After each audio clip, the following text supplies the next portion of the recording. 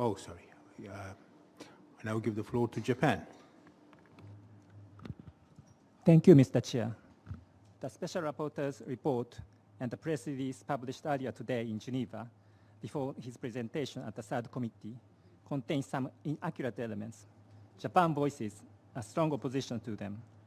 Regrettably, the Special Rapporteur's past press releases did not fully reflect neither the answers provided by the Japanese government and included elements susceptible to speculation as if radioactive risks persisted widely in Fukushima. Regarding housing support for self-evacuees, Fukushima Prefecture continues to provide housing assistance in the form of financial aid to rent private houses. The expression, "stop the housing subsidies," is therefore inaccurate. Whether or not self-evacuees return to their original homes is decided solely on the judgment of each individual after the conditions set forth by the government have been met. The government did not and will not force anybody to return. With respect to the permissible dose of exposure to radiation, there seems to be a misunderstanding. Therefore, I wish to clarify our stance. The figure 20 millisievert per year was used as one of the conditions to lift the evacuation orders based on discussions amongst national experts.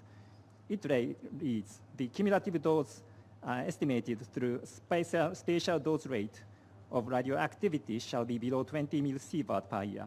We note that 20 millisievert per year is in conformity with the recommendations given in 2007 by the International Commission on Radiological Protection. With this caveat, let me make clear the following. To date, the government continues its effort to attain the long-term target for individual additional dose of exposure to radiation per year to within 1 millisievert. We are concerned that the press release of the Special Rapporteur could invite inaccurate media reports both in Japan and abroad. 7 years after the Great East Japan earthquake and Fukushima Daiichi nuclear power plant accident, the people in the affected areas are still suffering from an inaccurate negative reputation.